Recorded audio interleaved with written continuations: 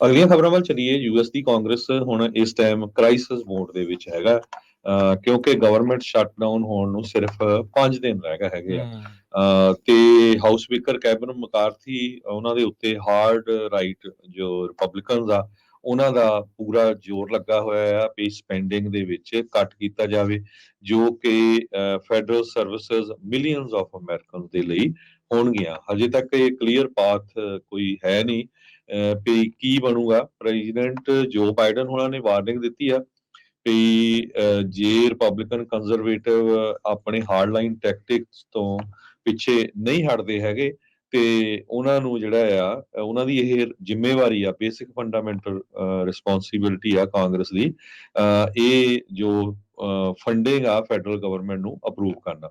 ਪਰ ਜੇ ਨਹੀਂ ਕਰਦੇ ਤੇ ਇਹਨਾਂ ਨੂੰ ਜਿਹੜਾ ਇਲੈਕਸ਼ਨ ਦੇ ਵਿੱਚ ਹਰਾਉਣਾ ਚਾਹੀਦਾ ਹੈਗਾ ਆ। ਕਹਿੰਦੇ ਪਿਛਲੀ ਵਾਰੀ ਅਸੀਂ ਡੀਲ ਬਣਾ ਲਈ ਸੀ, ਹੱਥ ਵੀ ਮਿਲਾਏ ਸੀ, ਤੇ ਪਰ ਹੁਣ ਫੇਰ ਮੁੜ ਕੇ ਜਿਹੜਾ ਉਹੀ ਪਿੱਛੇ ਨੂੰ ਖਿੱਚ ਰਹੇ ਹੈਗੇ। ਦੂਸਰੇ ਪਾਸੇ ਪ੍ਰੈਜ਼ੀਡੈਂਟ ਡੋਨਲਡ ਟਰੰਪ ਉਹਨਾਂ ਨੇ ਵੀ ਆਪਣੇ ਜਿਹੜੇ ਸਪੋਰਟਰਸ ਉਹਨਾਂ ਨੂੰ ਇਹ ਕਿਹਾ ਆ, ਕਹਿੰਦੇ ਵੀ ਆਪਣੇ ਸੋਸ਼ਲ ਮੀਡੀਆ 'ਚ ਕੈਪੀਟਲ ਲੈਟਰ 'ਚ ਕਿਹਾ ਵੀ ਜਦੋਂ ਤੱਕ ਤੁਹਾਡੇ ਜਿਹੜਾ ਸਾਰਾ ਨਹੀਂ ਮੰਨਦੇ ਹੈਗੇ ਤਦ ਤੱਕ ਸ਼ਟਡਾਊਨ ਰੱਖਣਾ ਚਾਹੀਦਾ ਹੈਗਾ। ਸੋ ਇਹ ਉੱਤੇ 2024 ਦੇ ਵਿੱਚ ਇਲੈਕਸ਼ਨ ਆ ਰਹੀਆਂ ਹੈਗੀਆਂ। ਪਿਛਲੇ ਦਿਨਾਂ 'ਚ ਜੋ ਨਵੇਂ ਪੋਲ ਰਿਜ਼ਲਟਸ ਆਏ ਹੈਗੇ ਉਹਨਾਂ ਦੇ ਮੁਤਾਬਕ ਡੋਨਲਡ ਟਰੰਪ ਹੋਣੀ ਪ੍ਰੈਜ਼ੀਡੈਂਟ ਜੋ ਬਾਈਡਨ ਉਹਨਾਂ ਤੋਂ ਕਾਫੀ ਅੱਗੇ ਜਾ ਰਹੇ ਹੈਗੇ ਆ। ਹਾਲਾਂਕਿ ਕੈਲੀਫੋਰਨੀਆ 'ਚ ਇੱਕ ਪਟੀਸ਼ਨ ਇਹ ਵੀ ਚੱਲ ਰਹੀ ਆ ਵੀ ਪ੍ਰੈਜ਼ੀਡੈਂਟ ਡੋਨਲਡ ਟਰੰਪ ਉਹਨਾਂ ਦਾ ਨਾਂ ਹੀ ਨਾ ਬੈਲਟ ਦੇ ਉੱਤੇ ਆਵੇ। ਪਰ ਗਵਰਨਮੈਂਟ ਸ਼ਟਡਾਊਨ ਨੂੰ ਲੈ ਕੇ ਇੱਕ ਵਾਰੀ ਫੇਰ ਇਹ ਜਿਹੜਾ ਮੁੱਦਾ ਆ ਬਹੁਤ ਭਖਿਆ ਹੋਇਆ ਹੈ। ਸੋ ਗਵਰਨਮੈਂਟ ਸ਼ਟਡਾਊਨ ਹੁੰਦੀ ਆ ਕੀ ਉਸ ਦੇ ਨਾਲ ਹੁੰਦਾ ਆ, ਅਨਯੂਜੂਅਲ ਤਾਂ ਨਹੀਂ ਆ, ਹੋ ਜਾਂਦੀਆਂ ਆ ਕਦੀ ਕਦੀ ਇਦਾਂ ਦੀਆਂ ਚੀਜ਼ਾਂ ਵਾਪਰੀਆਂ ਆ। 2013 ਚ ਗਵਰਨਮੈਂਟ ਪਾਰਸ਼ਲੀ ਕਲੋਜ਼ਡ ਹੋਈ ਸੀ ਉਦੋਂ 16 ਦਿਨਾਂ ਦੇ ਲਈ। ਉਦੋਂ ਵੀ ਰਿਪਬਲਿਕਨ ਲੈਡ ਸੀਗੀ ਕਾਂਗਰਸ, ਉਦੋਂ ਬਜਟ ਨੈਗੋਸੀਏਸ਼ਨ ਚੱਲ ਰਹੀ ਸੀ ਬਰਾਕ ਓਬਾਮਾ ਉਹਨਾਂ ਦੇ ਨਾਲ। ਉਹਨਾਂ ਦਾ ਅਫੋਰਡੇਬਲ ਕੇਅਰ ਐਕਟ ਜਦੋਂ ਆਇਆ ਸੀ, ਜਿਹਨੂੰ ਆਪਾਂ ਓਬਾਮਾ ਕੇਅਰ ਦੇ ਨਾਮ ਦੇ ਨਾਲ ਜਾਣਦੇ ਹਾਂ।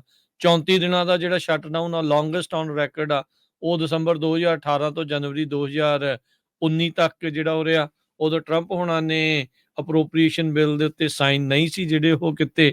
ਉਹਦੇ ਵਿੱਚ ਕਹਿੰਦੇ ਵੀ ਜਿਹੜਾ ਬਾਰਡਰ ਵਾਲ ਦੇ ਲਈ 5-7 ਬਿਲੀਅਨ ਡਾਲਰ ਜਿਹੜੇ ਸੀਗੇ ਉਹ ਨਹੀਂ ਸੀ ਇਨਕਲੂਡ ਕੀਤੇ ਹੋਏ। ਉਹਦੇ ਨਾਲ ਆਬਵੀਅਸਲੀ ਪੋਲਸ ਦੇ ਉੱਤੇ, ਰੇਟਿੰਗਸ ਦੇ ਉੱਤੇ ਫਰਕ ਪੈਂਦਾ ਆ। ਸੋ ਹੁਣ ਕਹਿੰਦੇ ਵੀ ਟ੍ਰਿਗਰ ਹੋ ਸਕਦਾ ਆ, ਗਵਰਨਮੈਂਟ ਸ਼ਟਡਾਊਨ ਇੱਕ ਵਾਰੀ ਫੇਰ ਆ ਸਕਦੀ ਆ। ਆਪਾਂ 5 ਦਿਨ ਕਹਿ ਰਹੇ ਹਾਂ, ਉਧਰਲੇ ਪਾਸੇ ਤਾਂ ਦੁਪਹਿਰੋਂ ਬਾਅਦ ਹੋ ਗਈ ਆ। ਉਹ ਤਾਂ ਤੁਸੀਂ ਦਿਨ ਜਿਹੜਾ ਖਤਮ ਹੀ ਇੱਕ ਹਿਸਾਬ ਦੇ ਨਾਲ ਸਮਝੋ, 4-4.5 ਦਿਨ ਜਿਹੜੇ ਉਹ ਰਹਿ ਗਏ ਹੈਗੇ ਆ। ਅਜੇ ਵੀ ਕਹਿੰਦੇ ਵੀ ਮਕਾਰਥੀ ਤੇ ਜਿਹੜੇ ਕੁਝ ਹੋਰ ਰਿਪਬਲਿਕਨਸ ਆ ਉਹ ਇੱਕ ਰਸਤਾ ਜਿਹੜਾ ਉਹ ਲੱਭ ਰਹੇ ਆ ਵੀ ਸਟਾਪ ਗੈਪ ਸਪੈਂਡਿੰਗ ਮੈਜਰ ਜਿਹੜਾ ਆ ਉਸ ਨੂੰ ਡਿਪਲੋਏ ਕੀਤਾ ਜਾ ਸਕੇ। ਇਸ ਨੂੰ ਕੰਟੀਨਿਊਇੰਗ ਰੈਜ਼ੋਲੂਸ਼ਨ CR ਜਿਹੜਾ ਉਹ ਆਖਦੇ ਆ। ਉਹਦੇ ਨਾਲ 31 ਅਕਤੂਬਰ ਤੱਕ ਵਕਤ ਮਿਲ ਸਕਦਾ ਆ, ਪਰ ਉਸ ਦੇ ਉੱਤੇ ਐਗਰੀ ਹੋਣ ਦੇ ਲਈ ਵੀ ਜਿਹੜਾ ਅਜੇ ਹਾਲ ਦੀ ਘੜੀ ਸਬੱਬ ਜਿਹੜਾ ਉਹ ਨਹੀਂ ਬਣ ਰਿਹਾ ਹੈਗਾ।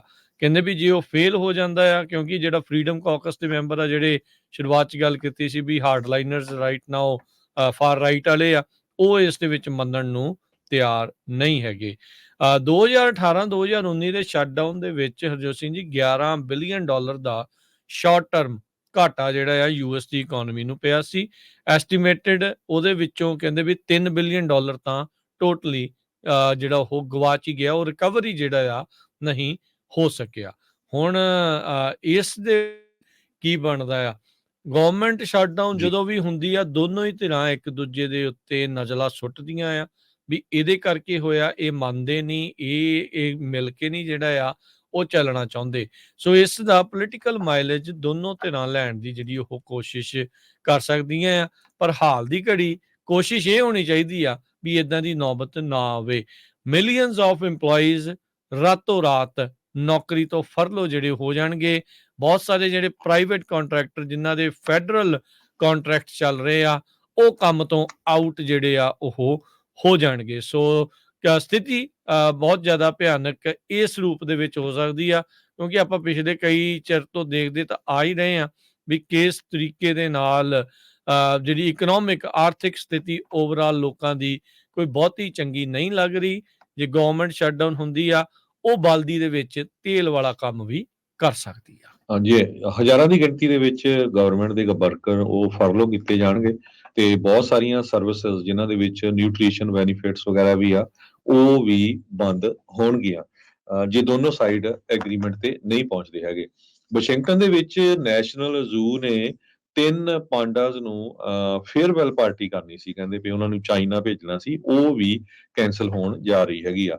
ਕਾਂਗਰਸ ਇਹ ਪਹਿਲੀ ਵਾਰੀ ਨਹੀਂ ਹੋਇਆ, ਕਾਂਗਰਸ ਜੇ ਸ਼ਟਡਾਊਨ ਹੁੰਦੀ ਆ ਜਿਸ ਤਰ੍ਹਾਂ ਤੁਸੀਂ ਪਹਿਲਾਂ ਵੀ ਦੱਸਿਆ 1981 ਤੋਂ ਲੈ ਕੇ ਹੁਣ ਵਾਰ 14 ਵਾਰ ਸ਼ਟਡਾਊਨ ਰਹੀ ਆ, ਥੋੜੇ ਸਮੇਂ ਦੇ ਲਈ ਵੀ ਰਹੀ ਆ ਤੇ ਪਰ ਕਹਿੰਦੇ ਪਈ ਵਰਲਡ ਦੀ ਲਾਰਜੈਸਟ ਇਕਨੋਮੀ ਆ, ਡਿਸਟਰਬਟ ਨਹੀਂ ਹੁੰਦੀ ਜੇ ਸ਼ਟਡਾਊਨ ਵੀ ਹੋ ਜਾਏ ਤੇ ਕੋਈ ਅਸਰ ਨਹੀਂ ਹੁੰਦਾ। ਪਰ ਇਸ ਵਾਰ ਮੂਡੀਜ਼ ਨੇ ਵਾਰਨਿੰਗ ਦਿੱਤੀ ਹੈਗੀ ਆ ਵੀ ਜੇ ਸ਼ਟਡਾਊਨ ਹੁੰਦਾ ਆ ਤਾਂ ਇਹਦਾ ਨੈਗੇਟਿਵ ਇੰਪਲੀਕੇਸ਼ਨਸ ਹੋਊਗੀ ਯੂਐਸ ਗਵਰਨਮੈਂਟ ਦੀ ਜੋ AAA ਕ੍ਰੈਡਿਟ ਰੇਟਿੰਗ ਹੈਗੀ ਆ।